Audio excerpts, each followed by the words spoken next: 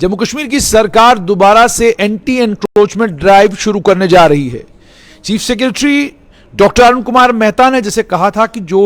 पहली anti encroachment drive में जम्मू कश्मीर की सरकार ने अवैध कब्जाधारियों से जमीनें वापस ली हैं, उन्हें कंसोलिडेट करने के बाद, उनकी जीपीएस टैगिंग करने के बाद और उनको लेकर प्लान और प्रोग्राम बनाने के बाद सरकार एंटी एनक्रोचमेंट ड्राइव को दोबारा से शुरू करेगी। लेफ्टिनेंट गवर्नर मनोज सिन्हा ने कल एक भाषण भी दिया और उस भाषण में भी उन्होंने इस बात को साफ किया कि अवैध ताकतवर कब्जाधारियों के खिलाफ सरकार की कार्रवाई जारी रहेगी। किसी भी तरीके से अवैध कब्जाधारियों को कोई रिलीफ नहीं दिया जाएगा। कोर्ट ने भी ऑलरेडी अवैध कब्जाधारियों को कोई रिलीफ नहीं दिया है, सुप्रीम कोर्ट ने कोई रिलीफ नहीं दिया है। मतलब साफ तौर पर यह है कि जम्मू कश्मीर की सरकार ने जो एंटी एनक्रोचमेंट ड्राइव शुरू किया था, जिस एंटी एनक्रोचमेंट ड्राइव को लेकर बीच में स्ट्रेट लाइन पर आपने खबर सुनी होगी कि केंद्र सरकार के हस्तक्षेप के बाद एंटी एनक्रोचमेंट ड्राइव को रोका गया और केंद्र सरकार ने भी दिशा निर्देश जो है जम्मू कश्मीर की सरकार को यह दिए थे कि आप रिकॉर्ड खंगालें, आप रिकॉर्ड से मालूम करें और रिकॉर्ड खंगालने के बाद और रिकॉर्ड्स को देखने के बाद फिर आप एंटी एनक्रोचमेंट ड्राइव करें, ताकि जिस वक्त आप एंटी एनक्रोचमेंट ड्राइव करें कोई इल्जाम न लगाए कि उनके ऊपर एंटी एनक्रोचमेंट ड्राइव का उनके ऊपर एंटी एनक्रोचमेंट ड्राइव की गई, हालांकि उनके पास कागजात थे, हालांकि वो लीगल पोजीशन में थे, यानी कानूनी तौर पर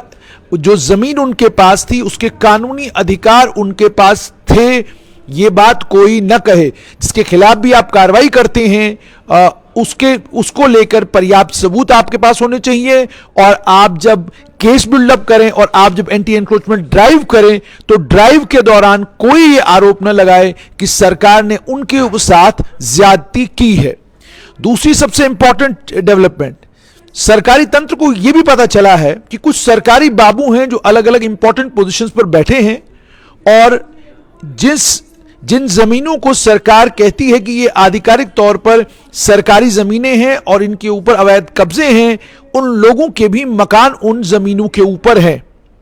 सरकार को यह जानकारी भी मिली है कि जब सरकार ने यह आदेश साफ तौर पर दिए थे कि कार्रवाई ताकतवर और बलशाली राजनीतिक लोगों के खिलाफ और बड़े भूमाफिया के खिलाफ होगी, ये वो लोग थे जिन लोगों ने अपना असर रसूख इस्तेमाल करके लोगों के बीच में डर और खौफ पैदा करने के लिए छोटे से छोटे आदमी को नोटिस भिजवाने का काम किया, छोटे से छोटे आदमी को परेशान करने का काम किया। सरकार ने तय किया है कि उन तमाम ऑफिसरों को आइडेंटिफाई किया जाएगा और जिन भी विभागों में वो इस समय काम कर रहे हैं उन विभागों से उन्हें उन विभागों में ट्रांसफर किया जाएगा जहां पर उनके पास कामकाज करने के लिए थोड़ा कम होगा, वो वहां पर रिलैक्स भी कर सकते हैं, और अगर सरकार के खिलाफ उन्हें षड्यंत्र करने हैं उन्हें उसमें और ज्यादा मौका मिलेगा, ताकि जब सरकार उनके ऊपर हाथ डाले और सरकार उनके खिलाफ कार्रवाई करे तो सरकार के पास पर्याप्त मात्रा में सबूत मौजूद हो कि यही वो अधिकारी थे जो अधिकारी पीछे बैठकर सरकार की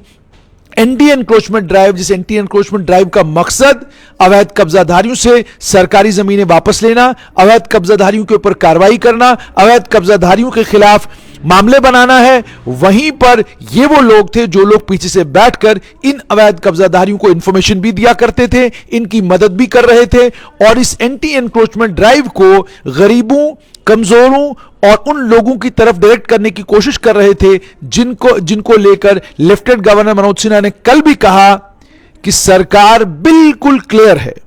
कि वो लोग जिन लोगों ने मकान बनाने के लिए, छोटी सी अपनी दुकान चलाने के लिए, अपना रोजगार चलाने के लिए कहीं पर किसी जगह किसी जमीन के ऊपर कब्जा करके कुछ बनाया है, उनके खिलाफ कोई कार्रवाई नहीं होगी। लेकिन जिन लोगों ने सरकारी संपत्ति को हड़पा है और अपने आने वाली जनरेशनों के लिए उसे जमा करके रखा है, उन लोगों के खिलाफ तो कार्रवाई सरकार होगी ही होगी, उन्हें बख्शा नहीं जाएगा, ये कल लेफ्टिनेंट गवर्नर ने कहा। और आइडेंटिफाई भी किए गए हैं कई ऑफिसर, जिन ऑफिसरों ने जिस वक्त समय एंटी एनक्रोचमेंट ड्राइव सरकार ने शुरू की,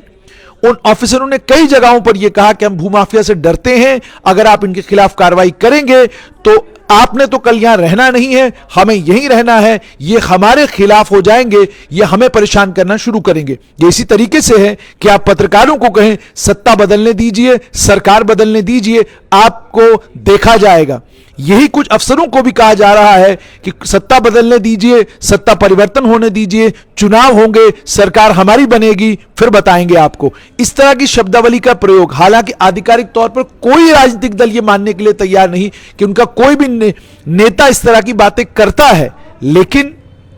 कई ऑफिसर जिनसे स्ट्रेट लाइन की बातचीत भी हुई, उन्होंने भी ये कहा और ये बात मानी भी कि लोकतांत्रिक व्यवस्था जम्मू कश्मीर में जब भी वापस आती है, हमें डर है कि हमारे खिलाफ कार्रवाई होगी,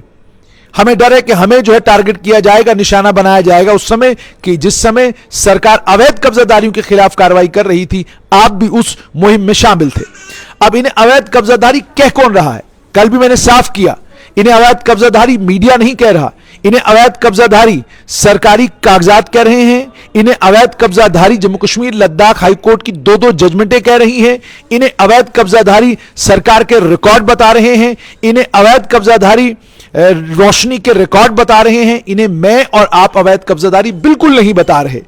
सरकारी ऑर्डर्स है, जिन सरकारी ऑर्डर्स में इन्हें एनक्रोचर्स का नाम दिया गया है, ये सब कुछ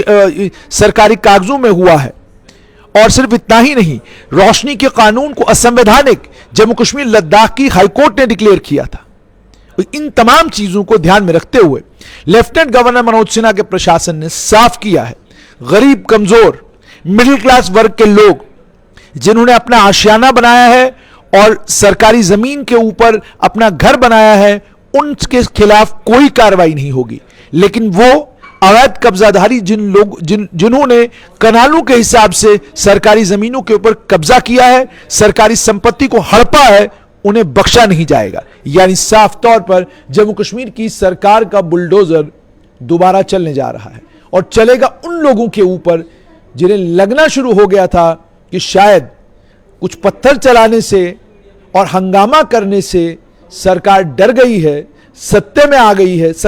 गई है, शायद सरकार अब कार्रवाई नहीं करेगी। लेकिन आने वाले दिनों में ऐसा लगता है जम्मू कश्मीर की सरकार दोबारा से एंटी एनक्रोचमेंट ड्राइव का फेज 2 शुरू करने जा रही है।